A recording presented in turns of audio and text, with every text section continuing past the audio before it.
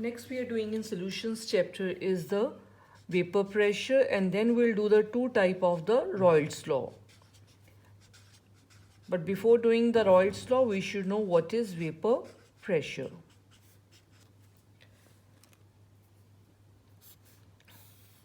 For this we are taking a volatile liquid in a closed container, and this container is attached to a manometer. Manometer is used to note down the pressure. Manometer is a U-shaped tube which is partially filled with the mercury, and initially the level of mercury in the two limbs is the same. Now since this liquid is volatile, so this will start changing to the vapor form. And this process of changing this liquid to the vapor form, this is known as evaporation. Which process is taking place here? Evaporation, when the liquid is changing to the vapor state. Since this container is closed, these vapors, they will come in contact with the surface of liquid, and some of these can go back to the liquid form. And this process of changing these liquids to go back to the liquid form, this is called condensation. So initially evaporation is there. After some time condensation will also start, and the time will come when the number of particles going into vapor form and coming back into the liquid form will become equal.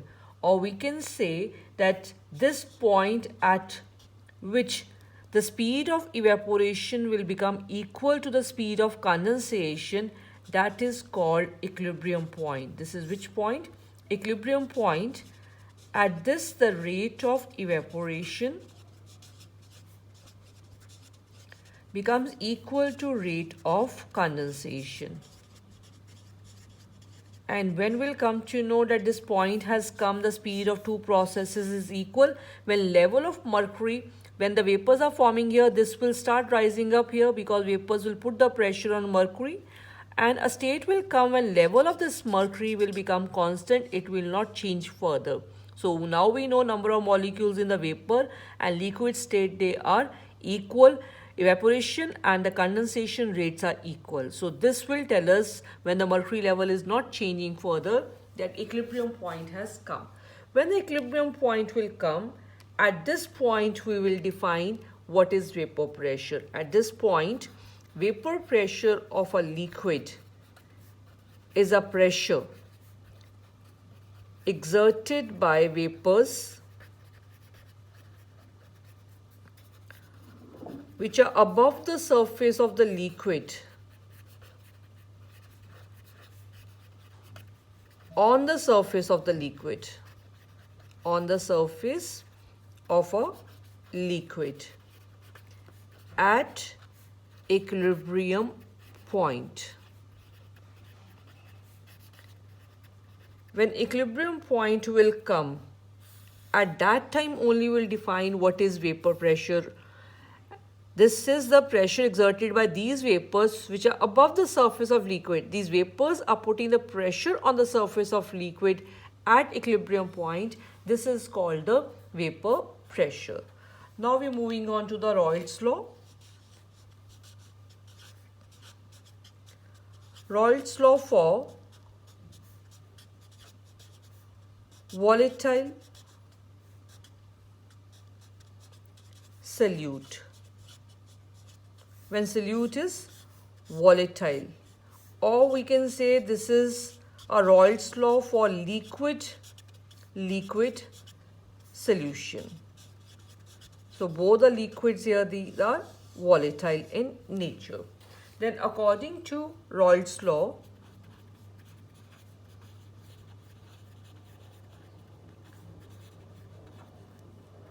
the vapor pressure is proportional to the mole fraction of the components.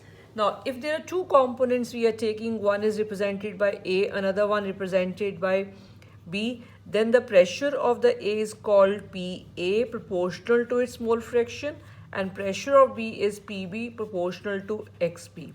And remember, when I'm taking PA and PB, Actually, these are the partial pressures of these components.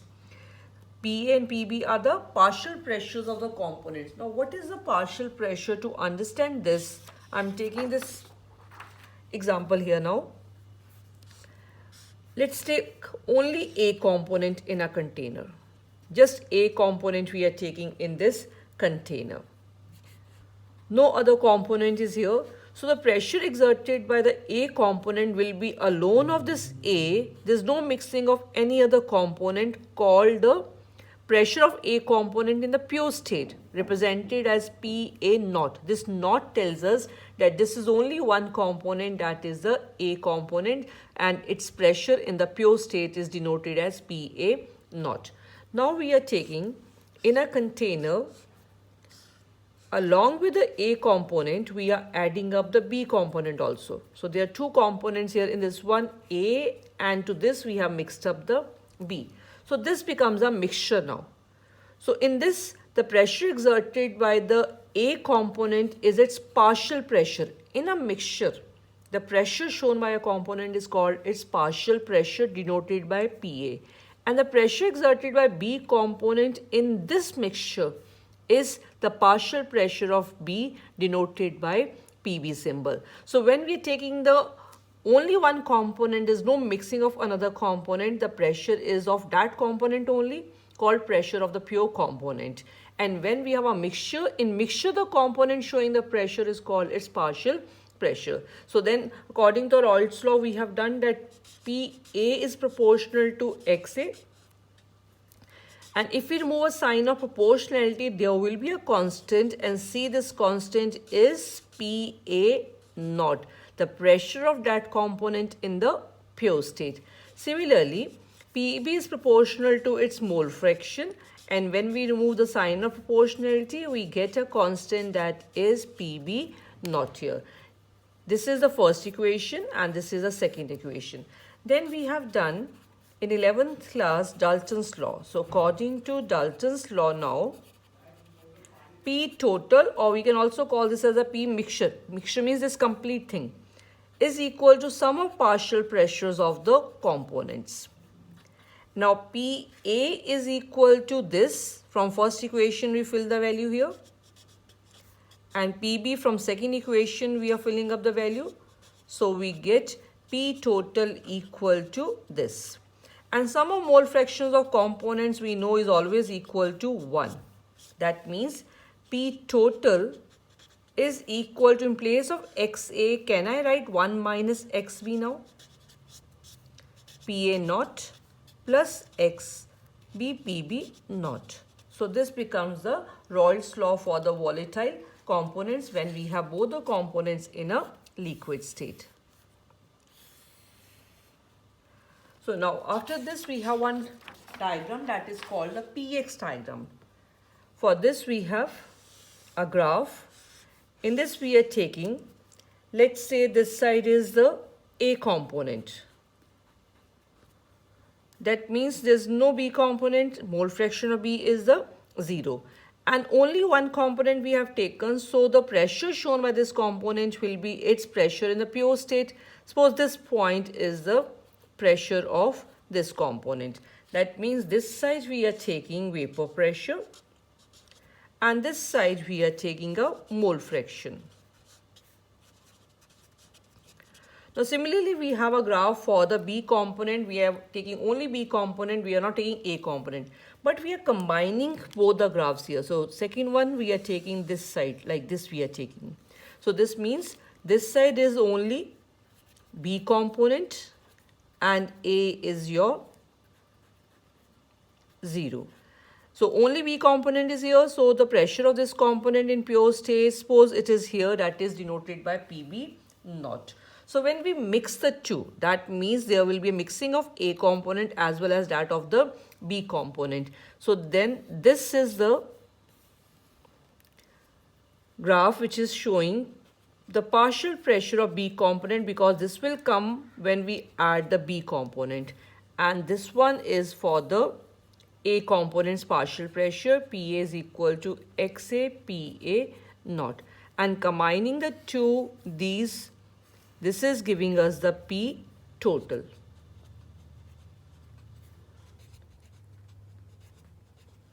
This graph is called PX diagram. So labeling of all these should be clear to us. And now note one thing in this.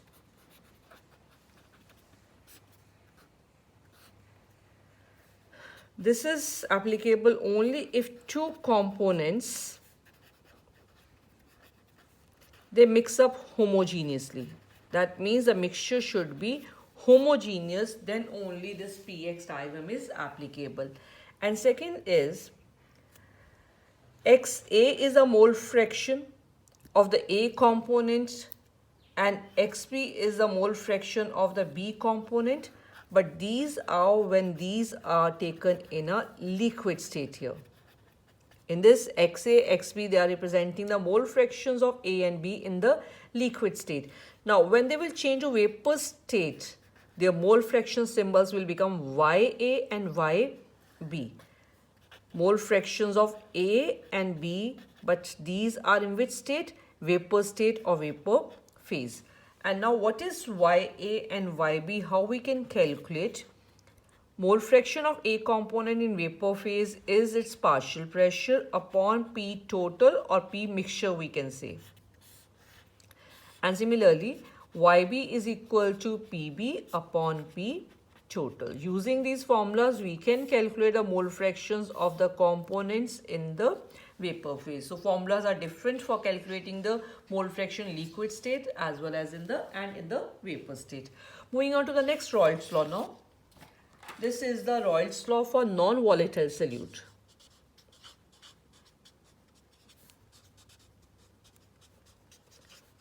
When solute is not evaporating,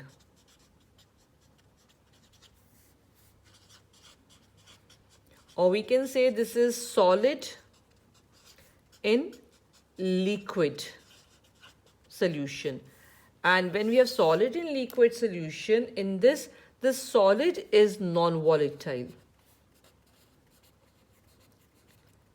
In this case, vapor pressure of solution, or you can say total vapor pressure, if we take two components, one is solute, another one is solvent. According to Dalton's law, we have done the P total is equal to the sum of partial pressures of components. So vapor pressure of solution is equal to vapor pressure of solute, and plus, can I write vapor pressure of solvent? But now see, vapor pressure of solution I'm writing in this case is only equal to vapor pressure of solvent. What's the reason for this thing? Why we are removing vapor pressure of solute from here? Since solute is non-volatile. If solute is non-volatile, it is not changing to the vapor form. So in the vapor pressure, we just have the vapor pressure of the solvent only. So since solute is non-volatile, so it will not contribute to the total vapor pressure of the solution. There's no contribution of the solute in this. So that is why vapor pressure of solution will become equal to vapor pressure of solvent only. And now, according to the Raoult's law, vapor pressure of a component, I'm taking vapor pressure of solvent. Which component I'm taking? Solvent. Vapor pressure of component is equal to its mole fraction. So this is the mole fraction of solvent into its vapor pressure in the pure state. So it's vapor pressure of solvent in pure state. This is the Raoult's law. For the vapor pressure of solvent equal to mole fraction of solvent into vapor pressure solvent pure state, can we fill this here? When we fill it here, it will become vapor pressure of solution equal to mole fraction of solvent into vapor pressure of solvent in pure state.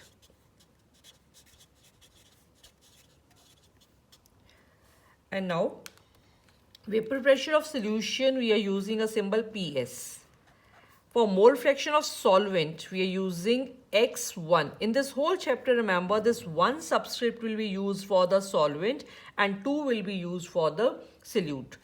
Into pressure of solvent in the pure state, that is P naught. Now Ps upon P naught, I'm bringing this side, equal to x1. Subtract 1 from both the sides, 1 minus Ps upon P naught equal to 1 minus x1. 1 minus x1 is x2.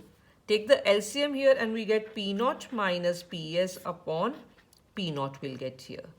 So here now x2 is since the subscript 2 is here, 2 I told you is for the solute. So this is the mole fraction of solute. And this whole thing is the relative lowering in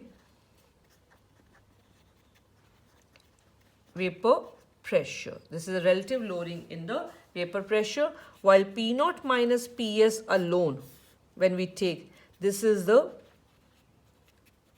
lowering in vapor pressure. Now what is this lowering in vapor pressure and what is the relative lowering in vapor pressure? To understand this, let's say a liquid in a container. There is a manometer attached here to note down the vapor pressure. Now, in this we are just taking a component A. It's forming the vapors here. Only A component, let's say this A component is just a solvent only. So only in the pure state, that means the pressure of this one is P naught. Let's say this is 100 millimeter of mercury. Now in this A component, we are adding another component, that is the B component we are adding here. To A we are adding a B, but this B is a non-volatile solute. This is non-volatile solute. It is not changing to the vapor form. So here we have vapors only of the A component. But these vapors are less as compared to the vapors here, because same amount of A we have taken here. So why vapors are less here? Because some of the surface of solvent will be occupied by these non-volatile B components here. And when they will come here on the surface area will decrease. When surface area will decrease, that means the rate of evaporation will decrease. Initially more particles were going to the vapor phase because the surface area was more, but now surface area will be less because some of the surface will be occupied by the non-volatile solute particles. Since less vapors are here, so vapor pressure will be less here. Let's say this vapor pressure comes out to be equal to 80 mm. That means on adding a non-volatile solute to solvent, its vapor pressure decreases. If this is P naught, this is a solution now of A and B. Let's say this pressure is the Ps. So Ps is 80 and P naught is 100. How much is the decrease in the vapor pressure on adding this non-volatile solute? Initially it is 100, now it has become 80. So how much decrease is there? 100 minus 80. Can I say this 100 is your P naught and 80 is your Ps? So how much is the decrease? Can I say it's P naught minus Ps? This is the lowering in vapor pressure. So when a non-volatile solute is added to a solvent, there is lowering in vapor pressure denoted by P naught minus Ps. And what is P naught minus Ps upon P naught? Comparing it with the initial, with the pure state, that means it's relative lowering in vapor pressure. It's just for comparison, relative lowering in vapor pressure. So there's a difference in the two terms, lowering in vapor pressure and relative lowering in vapor pressure. Lowering in vapor pressure is P naught minus Ps, while relative lowering in vapor pressure is P naught minus Ps upon P naught. So this is about the Raoult's law for the volatile component and for the non-volatile component.